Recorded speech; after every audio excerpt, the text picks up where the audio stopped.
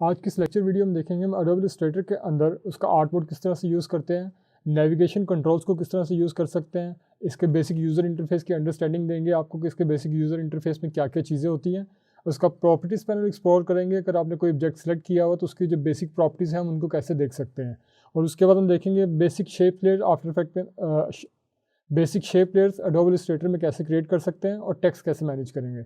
और इसके बाद हम at the end of this project एक छोटा सा प्रोजेक्ट क्रिएट करेंगे, हम एक बिज़नेस कार्ड क्रिएट करेंगे जिसके ऊपर हम दिखाएंगे कि जो बेसिक एलिमेंट यूज़ करते हुए हम एक बिज़नेस कार्ड कैसे क्रिएट कर सकते हैं। So let's start the Adobe Illustrator training. हम चलते हैं सॉफ्टवेयर की तरफ। सबसे पहले आपने एडोबी इलस्ट्रेटर में एक न्यू फाइल क्रिएट करनी है। न्यू फाइल क्रिएट करने के लिए जिस तरह किसी भी सॉफ्टवेयर के अंदर आप एक न्यू फाइल क्रिएट करते हैं, आप फाइल में जाएं और क्रिएट न्यू फाइल।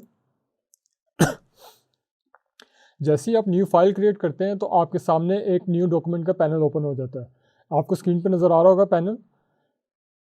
इसके अंदर आपको डिफरेंट ऑप्शन नज़र आ रहे हैं, like mobile, web, print, film and art and illustrations.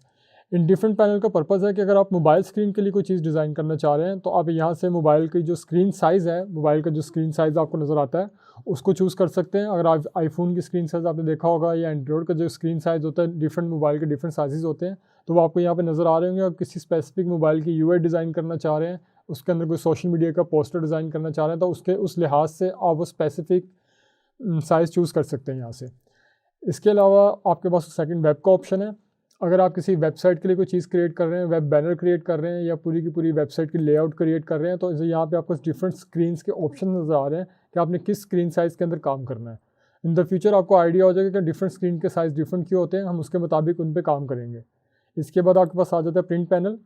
Print panel में आपको नज़र आ रहा है यहाँ पे बेसिकली लेटर हेड है, A4 साइज़ है, जो डिफरेंट पेपर्स का साइज़ होता है उस पर हम उसके लिए हम यहाँ से प्रीसेट चूज़ कर सकते हैं। इसके अंदर कुछ बेसिक प्रीसेट्स पड़ी हुई हैं, लेकिन आप स्पेसिफिकली अगर आप बिज़नेस कार्ड बनाएंगे तो उसका साइज़ डिफरेंट होगा।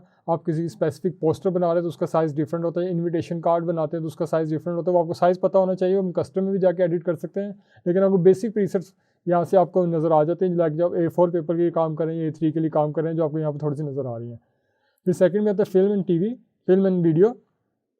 अगर आप किसी फिल्म एंड टीवी के लिए काम कर रहे हैं, या कोई टाइटल डिज़ाइन कर रहे हैं, या टाइटल डिज़ाइन के बजाय आप कोई कार्टून डिज़ाइन कर रहे हैं या कोई बैनर डिज़ाइन कर रहे हैं जो related to film and TV है, या ऐसी स्क्रीन पे चलना है या कोई टीवी स्क्रीन पे बेसिकली चलना है, तो उसके अंदर डिफरेंट साइजेस आपको यहाँ पे नज़र आ रहे हैं, आप चूज़ कर सकते हैं। और लास्ट आपके पास आ जाता है art and illustration. Art and illustration के तो बेसिकली आपके रैंडमाइज साइज़ होते हैं, सारे के सारे साइज़ उसमें आ जाते हैं। जिस तरह की भी स्पेसिफिक कोई चीज़ डिज़ाइन करना चाहते हैं, जिफ इमेज क्रिएट करना चाह रहे हैं, किसी वॉल के लिए कोई कैनवस डिज़ाइन करना चाह रहे हैं, बिलबोर्ड डिज़ाइन करना चाह रहे हैं, तो आप यहाँ पे कुछ प्रीसेट चूज़ कर सकते हैं यहाँ से प्रीमेड। अदरवाइज़ आप कस्टम साइज़ में से आके अपना जो स्पेसिफिक डॉक्यूमेंट या स्पेसिफिक जो प्रोजेक्ट का साइज़ है वो ऐड कर सकते हैं। जैसा कि हमने इस वीडियो के इंट्रोडक्शन में बताया कि हम इसके at the end of this video में एक बिज़नेस कार्ड डिज़ाइन करेंगे, तो उसके मुताबिक हमें पता होना चाहिए कि हमारा जो बिज़नेस कार्ड होता है उसका साइज़ कितना होता है। एक आपका जो नॉर्मल बिज़नेस कार्ड है उसका साइज़ होता है 3.25 इंचज़ बाई 2 इंचज़। तो हम यहाँ से आके उसका साइज़ चेंज करेंगे। सबसे पहले आप यहाँ पे फाइल का नेम ऐड करें, जो भी फाइल आपने क्रिएट करनी है, बिज़नेस कार्ड। और उसके बाद यहाँ पे इसके यूनिट चेंज करें। यहाँ पे डिफरेंट यूनिट है जिस पे हम मेजरिंग कर सकते हैं। पॉइंट्स आपके काफ़ी ज़्यादा यूज़ होते हैं। पॉइंट्स और पिक्सल आपको आइडिया होगा, पिक्सल आपके जो कंप्यूटर स्क्रीन की साइज़ और हाइट होती है उसके ऊपर डिपेंडेंट होते हैं, लेकिन जो बहुत कॉमन हमें आइडिया होता है कि जो मेजरली कर सकते हैं रैंडमली, वो इंचज़। हम यहाँ से चूज़ करते हैं इंचज़। और आपके बिजनेस कार्ड के जो साइज़ होता है वो होता है 3.25 बाई 2 इंचज़। आपने यहाँ पे वैल्यू ऐड कर दी 3.25 इंचज़, और उसकी हाइट आप कर दें यहाँ से 2 इंचज़। इसके बाद ब्लीडिंग ऑप्शन है। ब्लीडिंग ऑप्शन लेटर हम आपको बताएंगे कि प्रिंटिंग के अंदर यूज़ होता है, उसको कैसे मैनेज कर सकते हैं। उससे नीचे आपको नज़र आ रहा है कलर मोड। कलर मोड में आपको 2 मोड नज़र आ रहे हैं, RGB एंड CMYK के। जब स्पेसिफिकली आप कोई डॉक्यूमेंट डिज़ाइन कर रहे होते हैं वेब के लिए, टीवी के लिए, तो आप उसके अंदर RGB कलर ही यूज़ करते हैं। लेकिन जब आप प्रिंटिंग के लिए कोई चीज़ डिज़ाइन कर रहे होते हैं, जिसमें पोस्टर है या कोई भी चीज़ जो हमने फ्यूचर में प्रिंट करनी है, तो उसके लिए हम CMYK के कलर यूज़ करते हैं। तो जब हम बिज़नेस कार्ड बना रहे हैं तो एब्सोल्युटली बिज़नेस कार्ड बात है प्रिंटिंग के लिए यूज़ होगा, तो हम यहाँ से यूज़ करेंगे CMYK कलर। और यहाँ से रेस्टर इफेक्ट में जाके इसका साइज़ कर देते हैं 300 DPI। Click create. जैसे ही आप क्रिएट करेंगे तो आपके एडोबी इलस्ट्रेटर के अंदर आपका एक कैनवस क्रिएट हो जाएगा जिसका साइज़ है 3.25 इंचज़ बाय 2 उसकी हाइट है।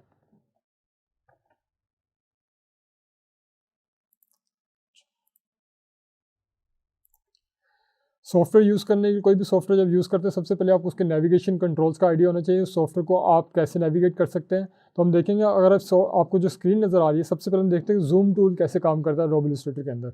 अगर आप सिंपल अपने कीबोर्ड से कंट्रोल माइनस प्रेस करें तो आपकी स्क्रीन जूम आउट हो जाती है।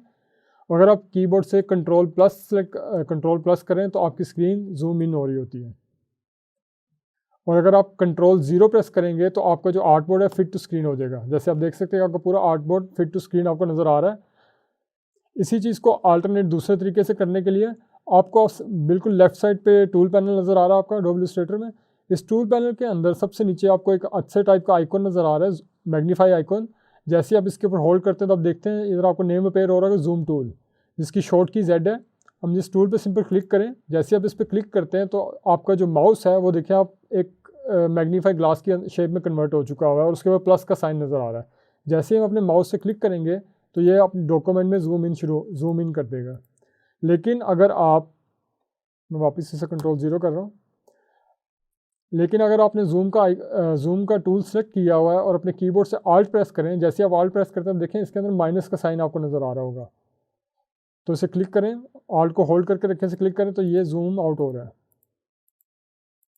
विदाउट आल्ट ये जूम इन होगा और अगर आपने आल्ट को होल्ड किया हुआ है तो ये जूम आउट होगा। वापस आप कंट्रोल 0 करें। इसके अलावा सेकंड जो टूल हम यूज़ करते हैं नेविगेशन में वो है मूव टूल।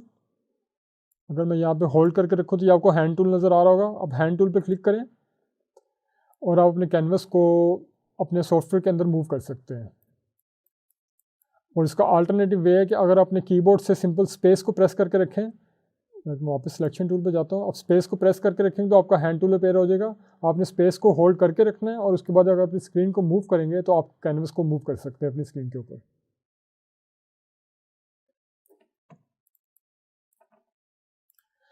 इसके बाद आपको अपनी स्क्रीन के अंदर यहाँ पे पूरी टूल बार नज़र आ रही है, जिसके अंदर जो बेसिक टूल है वो देख लीजिएगा। सबसे ऊपर है selection tool. Selection tool use होता है किसी भी ऑब्जेक्ट को इलस्ट्रेटर के अंदर सेलेक्ट करने के लिए सिलेक्शन टूल यूज़ करते हैं। और उसके बाद जो मोस्ट इंपॉर्टेंट दो टूल नेविगेशन के लिए यूज़ होते हैं वो है जूम टूल या hand tool. Zoom tool use होता है जूम के लिए, हैंड टूल नेविगेशन के लिए, पैनिंग के लिए, जो आप लेफ्ट टू राइट या टॉप बॉटम अपनी डॉक्यूमेंट को मूव कर सकते हैं।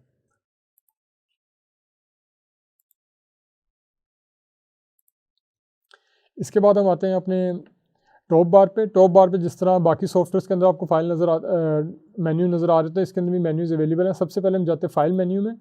फाइल मेन्यू के अंदर हम जाएंगे सेव में।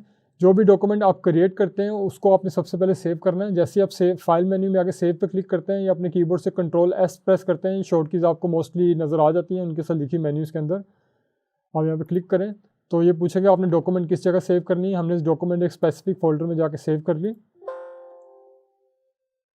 हमारी डॉक्यूमेंट पहले से एक पड़ी हुई थी, वो पूछ रहा है कि आपने इसे रिप्लेस करना है। जी हाँ, हमने इसे रिप्लेस करना है। यहाँ पे सिंपल हमने येस कर देते हैं एंड प्रेस ओके। अगर इस डॉक्यूमेंट को क्लोज करना हो तो ये आपको यहाँ पे कर्सर नज़र आ रहा है, छोटा सा कर्सर नज़र आ रहा है यहाँ पे। आप यहाँ पे क्रॉस टूल से इसको क्लोज कर सकते हैं। अदरवाइज़ आप सिंपल फाइल मेन्यू में जाएँ और यहाँ से क्लोज पे क्लिक करें या इसकी शॉर्ट की है कंट्रोल W। जैसे आप इस पर क्लिक करेंगे तो आपकी डॉक्यूमेंट क्लोज हो जाएगी।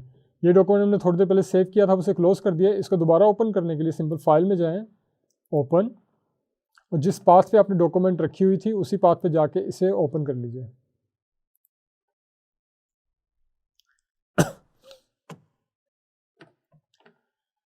इसके बाद आपको फाइल मेन्यू के अंदर आपके पास ऑप्शन आ रहा होगा सेव एज़ का। अगर आपने इसी फाइल की एक और कॉपी क्रिएट करनी है तो सेव एज़ से जाके इसको आप सेव कर सकते हैं।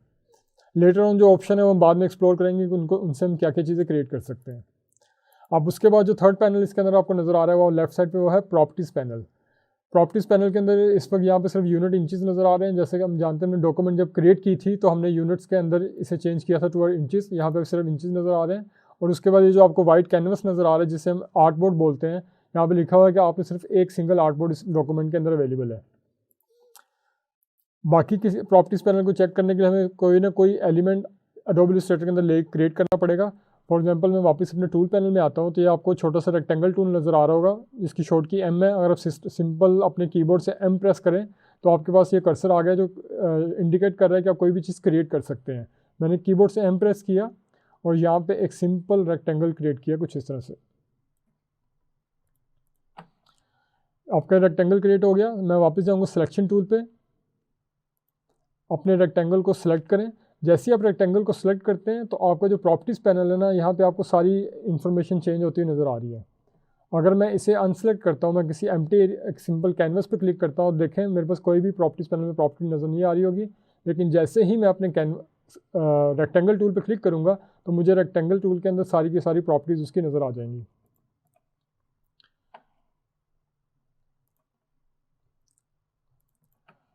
रेक्टेंगल टूल के अंदर सबसे पहले आपको ऊपर प्रॉपर्टी नजर आ रही है ट्रांसफॉर्म के अंदर X and Y value. X and Y value का मतलब आपका जो स्पेसिफिक ये जो रेक्टेंगल आपको नज़र आ रही है सीन के अंदर, ये आपकी वाई पोजीशन, अगर मैं आपकी स्क्रीन को डिवाइड कर दूं तो टॉप टू बॉटम ये इसका वाई एक्सिस है और लेफ़्ट टू राइट ये इसका एक्स एक्सिस है।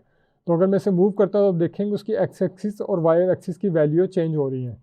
लेकिन अगर मैं इनको बिल्कुल ज़ीरो कर देता हूँ, यहाँ से ज़ीरो, तो आपकी जो डॉक्यूमेंट का मिडिल पॉइंट है, जो आपका ऑब्जेक्ट है उसका मिडिल पॉइंट है, वो आपके आर्टबोर्ड के बिल्कुल ज़ीरो पॉइंट पे चला गया है। और मैं इसको अगर मूव करता हूँ एक्स पे सिंपल, तो सिर्फ उसकी एक्स की वैल्यू चेंज हो रही है। अगर मैं इसे नीचे मूव करता हूँ तो इसकी वाई की वैल्यू चेंज हो रही है। उसके बाद इससे आगे में नज़र आ रही है इसकी विड्थ और हाइट। जिस तरह हमारा जो हमने आर्टबोर्ड क्रिएट किया था, जो हम कैनवस या आर्टबोर्ड दोनों बोलते हैं, कैनवस क्रिएट किया था, उसका हमने जो साइज़ रखा था वो था 3.25x2। और उसके अंदर जो ऑब्जेक्ट है हम इसका स्पेसिफिक साइज़ अगर रखना चाहें तो रख सकते हैं। यहाँ पे आप विड्थ में जाएं, यहाँ पे आप लिखें 2 और इसकी अगर हम हाइट पे जाएं और यहाँ पे लिखें 1, तो ये आपका 2x1 का एक रेक्टेंगल क्रिएट हो जाएगा। अगर हमारा यहाँ से ये लिंकिंग का चेकबॉक्स ऑन होगा तो हमारी हाइट और विड्थ की प्रॉपर्टीज आपस में लिंक हो जाएंगी। अगर मैं हाइट इंक्रीज़ करूँगा तो मेरी अगर मैं हाइट इंक्रीज़ करूँगा तो मेरी विड्थ ऑटोमेटिक हाइट के साथ इंक्रीज़ होगी। फॉर एग्जांपल मैं हाइट को करता हूँ 1.5। अब देखें जैसे ही मैंने इसे 1.5 किया, सेम मेरी विड्थ भी उसी एक्शन के थ्रू 3 पॉइंट इंचज़ इंक्रीज़ होगी। लेकिन अगर मेरा ये लिंक आइकन ऑफ होगा तो अगर सिर्फ मैं हाइट को चेंज करता हूँ 0.5, तो मेरी सिर्फ हाइट चेंज होगी, विड्थ पे कोई इंपैक्ट नहीं पड़ेगा। सो इस पैनल के ज़रिए आप अपने ऑब्जेक्ट को मूव कर सकते हैं स्पेसिफिक लोकेशन पे, और जो भी उसका साइज़ देना चाहते हैं वो यहाँ से चेंज कर सकते हैं। इसी ऑब्जेक्ट को सिलेक्ट करूँ, मैं इसकी विड्थ दोबारा चेंज कर रहा हूँ यहाँ से, इससे नीचे रोटेशन टूल आ रहा है। आप किसी ऑब्जेक्ट को जब सिलेक्ट करते हैं तो सिंपल इसमें कुछ प्री रोटेशन एड्स हैं, आप क्लिक करें और रोटेट कर सकते हैं, या आप अपनी कस्टम कोई भी वैल्यू दे के यहाँ पे सिर्फ स्पेसिफिक एंगल पे रोटेट कर सकते हैं। इसमें से 0 कर रहा हूँ। ट्रांसफॉर्म टूल के बाद हमें नीचे यहाँ पे अपीयरेंस नज़र आ रही है। अपीयरेंस के अंदर इसका जो फिल कलर और इसका जो स्ट्रोक कलर है, वहाँ से इस पैनल से चेंज कर सकते हैं। सिंपल जैसे ही आप फिल कलर पे क्लिक करते हैं कलर के ऊपर, तो आपको डिफरेंट कलर यहाँ पे नज़र आ रहे होंगे। आप कोई भी कलर चूज़ करके इसमें ऐड कर सकते हैं। और उसके नीचे आपका स्ट्रोक है, स्ट्रोक के ऊपर पीछे भी आपको ये कलर पैनल नज़र आ रहा है जिसके अंदर थोड़ा सा एम्प्टी एरिया है। आप इस पर क्लिक करें और यहाँ से इसका कलर चेंज कर सकते हैं। इलस्ट्रेटर के अंदर कोई भी ऑब्जेक्ट है उसके दो किस्म के कलर होते हैं, एक फील कलर जो उसका इंटरनल कलर होता है, स्ट्रोक कलर जो उसके बॉर्डर का कलर होता है। तो अगर इवन आपका टेक्स्ट है या कोई भी शेप है, आप उसका फील और स्ट्रोक कलर अपीयरेंस पैनल से चेंज कर सकते हैं। या फिर आप अपने ऑब्जेक्ट को सिलेक्ट करें तो आपके सेम टूल बार के अंदर भी आपको कलर टूल नज़र आ रहा है बिल्कुल बॉटम पे, यहाँ पे आके आप इसका कलर चेंज कर सकते हैं यहाँ से। अगर आप बॉर्डर पे स्ट्रोक पे क्लिक करें, पहले डबल क्लिक और यहाँ से स्ट्रोक का कलर चेंज कर लीजिए। ओके, ये पहले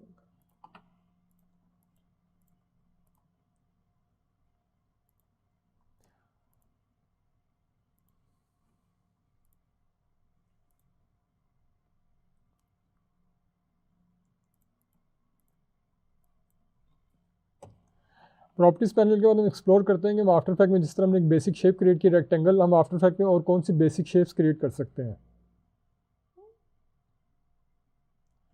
प्रॉपर्टीज़ पैनल के बाद हम एक्सप्लोर करेंगे हम एडोब इलस्ट्रेटर के अंदर और कौन सी बेसिक शेप्स क्रिएट कर सकते हैं। जिस तरह के हमने रेक्टेंगल टूल से एक रेक्टेंगल क्रिएट किया, अगर आप वापस रेक्टेंगल टूल पे जाएं और अपने माउस को बटन प्रेस करके रखें, होल्ड करके रखें इसे, तो आपके पास फर्दर जो शेप्स हम क्रिएट कर सकते हैं सारी यहाँ पे नज़र आ रही होंगी।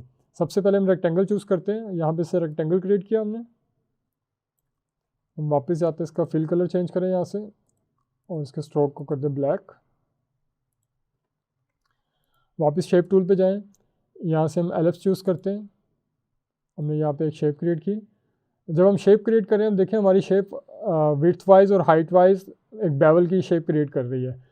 तो हम इसे या तो ऑटो एडजस्ट कर सकते हैं अगर हम सही एंगल जानते हैं, अदरवाइज़ हम अगर अपने कीबोर्ड से शिफ्ट प्रेस करके रखें, देखिए मैंने शेप ड्रॉ की है, माउस को होल्ड किया हुआ है, और मैं जैसे शिफ्ट प्रेस करूँगा तो मेरा जो सर्कल है विड्थ वाइज और हाइट वाइज सेम क्रिएट हो रहा होगा। लेकिन जैसे ही मैं शिफ्ट टूल को छोड़ दूंगा, शिफ्ट टाइप टूल को, ये देखिए, और वापस विड्थ और हाइट उसकी इंडिविजुअली ट्रीट हो रही होंगी। सो जब भी आपने एलिप्स क्रिएट करना है, अगर आपको इस तरह की शेप नहीं चाहिए और पूरा सर्कल चाहिए, तो आपने कीबोर्ड से शिफ्ट को होल्ड करना है और उसके बाद आप एक सर्कल क्रिएट कर सकते हैं।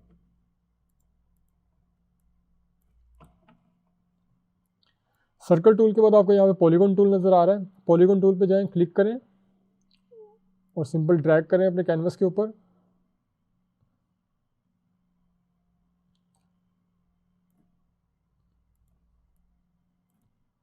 And then choose the star tool.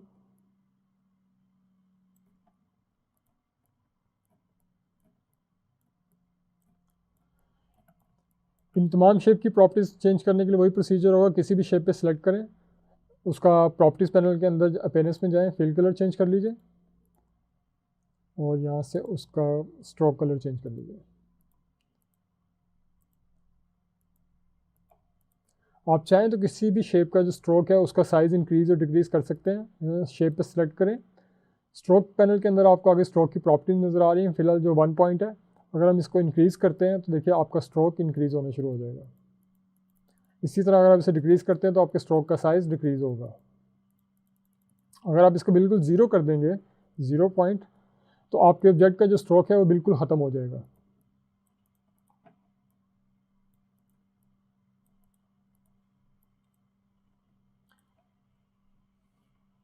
सो यहाँ तक आपको आइडिया हो चुका होगा कि हम आफ्टर इफेक्ट के यहाँ तक आपको आइडिया हो चुका होगा कि हम एडोब इलस्ट्रेटर के अंदर शेप्स किस तरह क्रिएट कर सकते हैं और फर्दर उनका कलर कैसे चेंज कर सकते हैं। अब इन्हीं शेप्स को अगर आपने साइज़ चेंज करना है, एक तरीका तो सिंपल है कि आप सिंपल किसी भी शेप पे क्लिक करें, इसकी विड्थ और हाइट पैनल में आए और यहाँ पे आके अगर आपको आइडिया है कि हमने कितनी हाइट और विड्थ रखनी है, यहाँ पे इसकी वैल्यू दे दें 0.5। इसी तरह मैंने स्टार को चेंज करना है तो मैं इसकी वैल्यू रख देता हूँ 1। स्क्वायर को चेंज करना है तो मैं इसको कर देता हूँ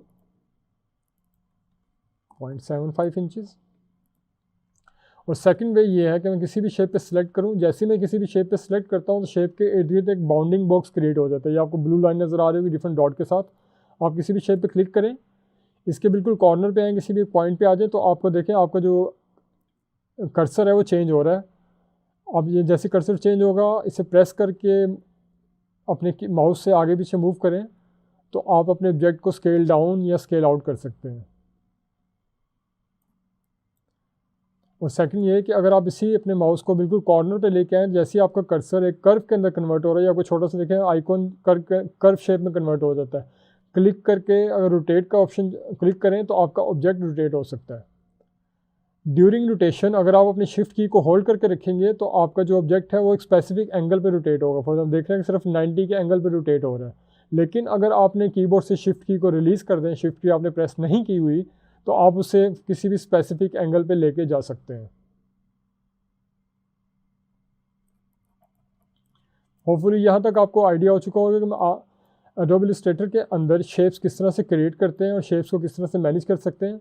हम आगे देखेंगे हम शेप को डुप्लीकेट, इनकी कॉपी पेस्ट कैसे करते हैं, इनको डुप्लीकेट कैसे करते हैं। हम तमाम ऑब्जेक्ट को डिलीट कर रहे हैं। अपने टूल पैनल में जाएं और यहाँ से चूज़ करें आप एक पॉलीगॉन, इसको आप यहाँ पे क्रिएट कीजिए। कोई भी ऑब्जेक्ट आपने जो क्रिएट किया उसकी कॉपी पेस्ट करने का एक सिंपल प्रोसीजर ये है कि आप simple Ctrl+C plus Ctrl+V press करें, जिस तरह आप एक नॉर्मल सॉफ्टवेयर के अंदर कॉपी पेस्ट करते हैं। अपने ऑब्जेक्ट को सेलेक्ट करें, Ctrl+C और उसके बाद Ctrl+V। जैसे ही आप कॉपी करते हैं Ctrl+C Ctrl+V, आपका ऑब्जेक्ट एक न्यू जगह पे क्रिएट हो जाता है। अगर मैं इन दोनों को सिलेक्ट करता हूँ Ctrl+C और Ctrl+V, तो इन दोनों की डुप्लीकेट क्रिएट हो चुकी है। अब देख रहे हैं जो ऑब्जेक्ट की कॉपी पेस्टिंग है वो स्पेसिफिक पॉइंट पे रैंडमाइजली किसी भी जगह पे पेस्ट हो रहा है। फिर मैं Ctrl+C Ctrl+V करता हूँ, कॉपी।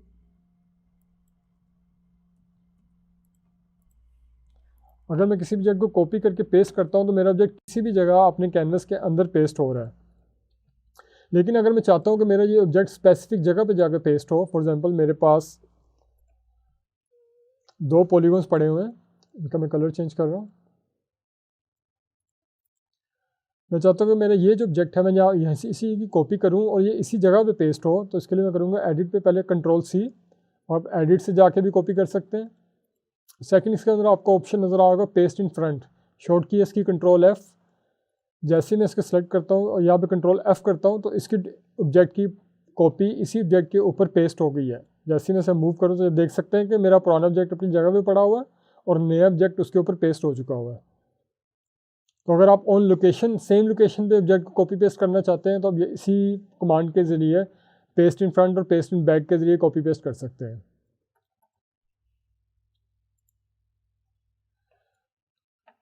इलस्ट्रेटर के अंदर जो तीसरा तरीका कॉपी पेस्ट करने का वो है कि हम किसी भी ऑब्जेक्ट पे सिलेक्ट करें और अपने कीबोर्ड से आल्ट की को प्रेस होल्ड करके रखें। जैसे हम आल्ट की को होल्ड करते हैं आप देख सकते हैं कि मेरे जो कर्सर्स हैं वो चेंज हो चुके हुए हैं। आल्ट की को होल्ड करें और अपने ऑब्जेक्ट को अपने मूव करें टूवर्ड्स एनी डायरेक्शन, और जैसे रिलीज़ करेंगे आपके ऑब्जेक्ट की एक डुप्लीकेट क्रिएट हो जाएगी। इसी तरह मैं दोनों को सिलेक्ट करता हूँ, अपने कीबोर्ड से आल्ट प्रेस करके रखता हूँ, आल्ट को होल्ड करके रखा हुआ है और ऑब्जेक्ट मूव करता हूँ तो ये इनकी एक डुप्लीकेट क्रिएट हो रही है।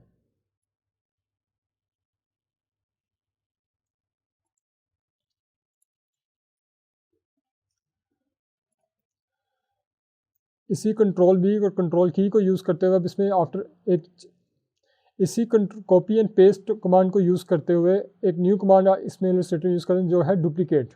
डुप्लीकेट कमांड से क्या होता है, अगर ये आपका ऑब्जेक्ट है और आप इस ऑब्जेक्ट की पूरी एक रो चाह रहे हैं कि मल्टीपल इसी रो में मल्टीपल ऑब्जेक्ट्स लगे हैं, तो उसके फर्स्ट तरीका तो ये है कि आप सिंपल ऑब्जेक्ट को सिलेक्ट करें, उसकी कॉपी क्रिएट करें, फिर दोबारा उसकी कॉपी क्रिएट करें, दोबारा कॉपी क्रिएट करें या दोबारा एक और कॉपी क्रिएट करें। इस तरह अगर आपकी फर्दर जितना भी इससे एक्सटेंड करना चाहते हैं कर सकते हैं। इन्हें मैं तमाम चीज़ों को डिलीट कर रहा हूँ। मेरे पास सिर्फ एक ऑब्जेक्ट है, इसका साइज़ मैंने यहाँ से छोटा कर लिया, इसको मैं यहाँ से रोटेट कर रहा हूँ। इसी ऑब्जेक्ट की सिंपल मैंने कॉपी पेस्ट करना है, इसे सेलेक्ट किया, आल्ट को होल्ड करके रखें और इसकी एक कॉपी की, ये ऑब्जेक्ट की एक कॉपी होगी। इसके अलावा एक कमांड है Ctrl+D duplicate. Duplicate command basically क्या करती है, जो ऑब्जेक्ट आपने एक दफ़ा कॉपी किया होता है इसी उस पूरे के पूरे प्रोसेस को दोबारा से रिपीट कर देती है। अभी आप देखेंगे आपने एक ऑब्जेक्ट जो डुप्लीकेट किया एक ऑब्जेक्ट जो कॉपी करके पेस्ट किया था, अपने कीबोर्ड से जब Ctrl+D प्रेस करेंगे तो उसकी डुप्लीकेट क्रिएट हो जाएगी। उससे फर्दर आप जितना भी चाहें उसे रो जिस डायरेक्शन के अंदर आपने कॉपी पेस्ट किया हो उसी डायरेक्शन में उसकी डुप्लीकेट कॉपीज जनरेट हो रही होंगी। अगर मैं तमाम के तमाम एलिमेंट को सिलेक्ट करता हूँ, एक दफ़ा इनकी कॉपी पेस्टिंग करता हूँ Ctrl+C या आल्ट की होल्ड करके, और उसके बाद जब डुप्लीकेट प्रेस करूँगा तो ये देखें उसी की डुप्लीकेट क्रिएट हो रही है उसी डायरेक्शन के अंदर।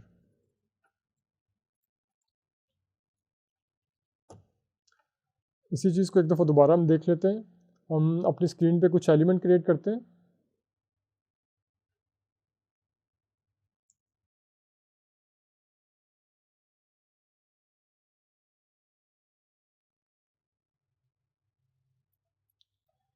इनके इंडिविजुअली कलर चेंज कर लीजिए यहाँ से।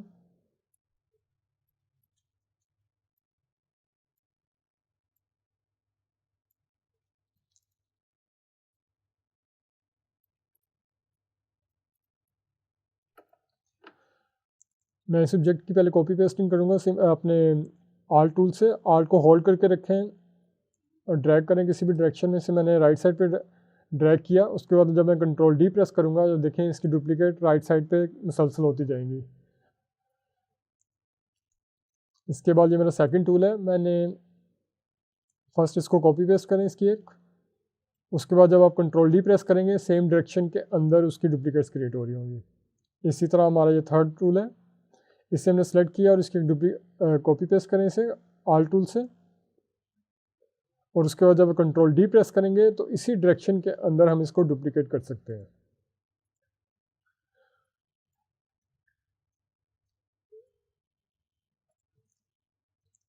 होपफुली आपको यहाँ तक आइडिया हो चुका होगा कि हम इलस्ट्रेटर के अंदर किस तरह से कॉपी पेस्ट कर सकते हैं ऑब्जेक्ट्स को, क्रिएशन ऑब्जेक्ट की क्रिएट कैसे करते हैं, ऑब्जेक्ट को कॉपी पेस्ट कैसे कर सकते हैं, और फर्दर हम किसी चीज़ की रो क्रिएट करना चाह रहे हैं तो उनकी पेस्टिंग को दोबारा डुप्लीकेट कैसे कर सकते हैं।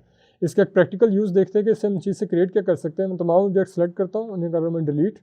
अपने कीबोर्ड से सिलेक्टेड ऑब्जेक्ट जब डिलीट करेंगे आपके तमाम के तमाम ऑब्जेक्ट्स आपके आर्टबोर्ड से डिलीट हो जाएंगे।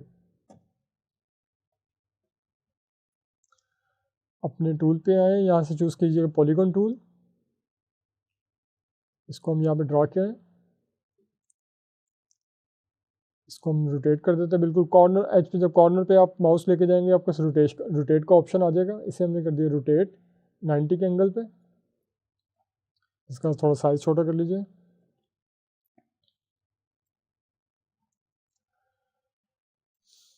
सबसे पहले इसकी कॉपी क्रिएट करें और उसके बाद अपने कीबोर्ड से कंट्रोल डी जहाँ तक आपका कैनवस बोर्ड में कंप्लीट नज़र आ रहा है ऑब्जेक्ट, इन तमाम को सिलेक्ट करें।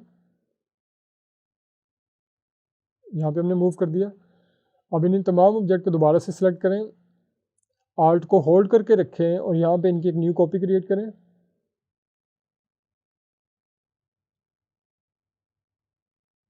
यहाँ पे इसकी कॉपी क्रिएट होगी। इन तमाम को सिलेक्ट करें और यहाँ पे मूव कर दीजिए। अब दोबारा तमाम चीज़ों को सिलेक्ट करें, अपने कीबोर्ड से आल्ट को होल्ड करके रखें और इनकी एक और डुप्लीकेट क्रिएट कीजिए। डुप्लीकेट करें। इसके बाद अपने कीबोर्ड से कंट्रोल डी प्रेस करें। आपके पास एक पूरा का पूरा बी हाइव का डिज़ाइन जनरेट हो चुका हुआ है। इस तमाम डिज़ाइन को हम सिलेक्ट करते हैं ड्रैग से, कॉर्नर से सिलेक्ट करके यहाँ मूव कीजिए और यहाँ से फिल कलर से आप इसका कलर चेंज कर सकते हैं और यहाँ स्ट्रोक का कलर चेंज करके इसे कर देते हैं वाइट। तो आप देख सकते हैं आपके पास एक बी हाइव की बैकग्राउंड क्रिएट हो गई जिसका मल्टीपर्पज़ फर्दर किसी भी पर्पज़ के लिए यूज़ कर सकते हैं। तो इन सिंपल हमने देखा कि हम सिंपल शेप को यूज़ करते हुए और एक सिंपल कमांड कॉपी पेस्ट को और डुप्लीकेट कमांड को यूज़ करते हुए किस तरह से कोई भी बैकग्राउंड क्रिएट कर सकते हैं। तो आपने ट्राई करना है, देखिए रेक्टेंगल टूल यूज़ करते हुए आप क्या बैकग्राउंड क्रिएट कर सकते हैं, सफ़ेद के सर्कल के टूल से आप क्या क्या बैकग्राउंड क्रिएट कर सकते हैं, उस चीज़ पर आप एक्सपेरिमेंट कर सकते हैं। इसके बाद अब हम आते हैं इसके अंदर प्रैक्टिकल यूज़ में। जिस तरह के हमने इस ट्रेनिंग के स्टार्ट में बताया था कि हम इन बेसिक एलिमेंट्स को यूज़ करते हैं आफ्टर इफेक्ट के अंदर एक बिजनेस इन बेसिक चीज़ों को यूज़ करते हैं हम एडोब इलस्ट्रेटर के अंदर एक बिजनेस कार्ड कैसे क्रिएट कर सकते हैं। मैं तमाम एलिमेंट्स को यहाँ से डिलीट कर रहा हूँ।